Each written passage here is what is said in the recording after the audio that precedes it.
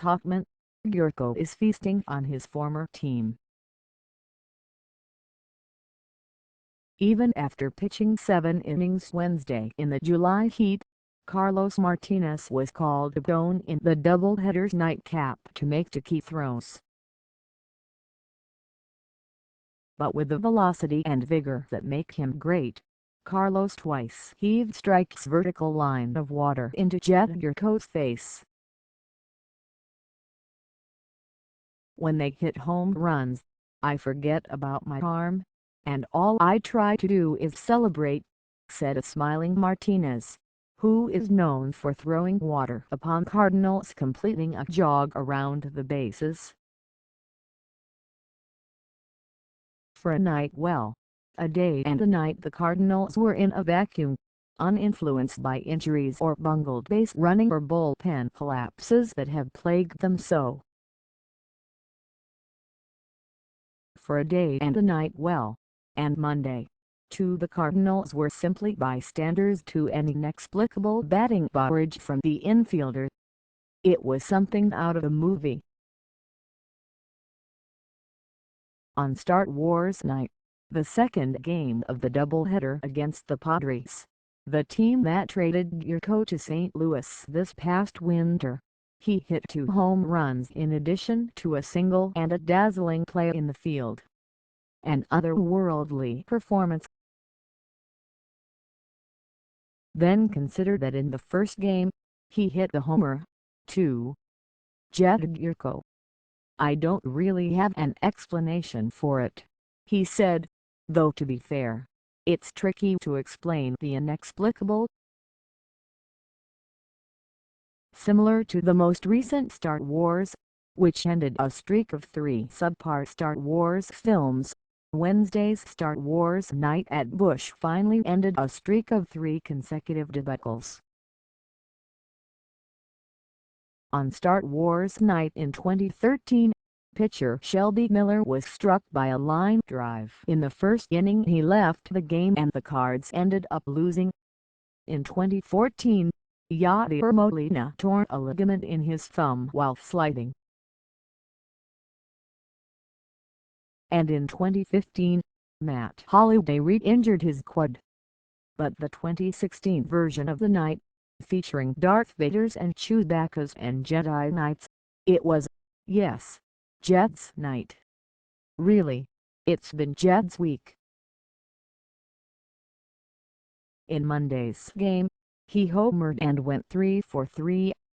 This season, his first not with San Diego, Gyorko is 13 for 21 with 6 home runs in his 5 starts against the Padres. It's awesome, gushed teammate Kolten Wong, after the doubleheader sweep. When you get traded from a team, obviously the team kind of gave up on you, so it's good payback to come in, and if you can get a couple hits or a homer, that's awesome. So man, what he's doing, it's pretty funny. Just seeing him crush home runs. 6 home runs in the last 5 games, that's a year for someone. It's fun to see. Listen to this list. These are players who have homered in 5 or more consecutive games against San Diego. Barry Bonds 6, Chipper Jones 6, Albert Pujols 5, Sammy Sosa 5, and Jedd Gyorko 5. The preposterous performance in the doubleheader reminded me of the great old story also involving St. Louis and the Padres. In 1954, Stan Musial hit 3 homers in the first game of a doubleheader, and then hit 2 more in the nightcap. The 5 homers was a seemingly unreachable record, and in the stands to see it was an 8-year-old named Nate Colbert. He ended up going to Sumner High and, wouldn't you know, ultimately made the big leagues. And in 1972, the Padres Colbert hit 5 home runs in a doubleheader.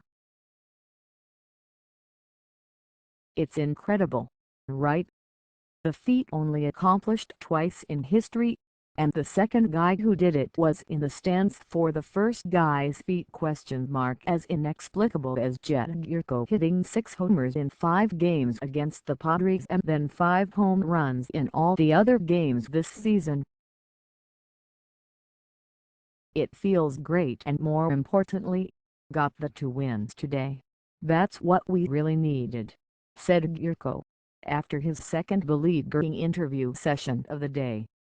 Try to stay locked in as long as I can. Was this performance against the Padres? I think all we can do is just appreciate the rarity and ridiculousness of it. It's impossible to quantify vengeance, but one has to wonder if this has somehow inspired Gyorko to wreak havoc against the team that traded him. But in a sport in which we analyze sample size, it's just simply mind-boggling that a guy can have this much success in such a short spurt of time. But there he was, at 9:04 p.m. climbing to the top step of the first base dugout, aiming his red helmet toward the sky, the curtain call for that evening's heroes. "That was pretty cool," he said. "Hopefully I'll keep going well and get a few more of those." The Cards are 7 games back of the Cubs, and they're right in the thick of the wild card race. It's pretty obvious that the Cards need 1, if not 2, new relievers. Flamethrowers, preferably. They know that punishments are looming in regards to the hacking scandal. Can they afford to trade a prospect or 2 for a fellow such as Yadier Molina from the Yankees bullpen? Depends on the names of the prospects, of course. But a move is necessary. In jest, our newspaper's Derek Gould made this suggestion on Twitter. The Arizona Diamondbacks have 13 more games remaining against the Padres this season.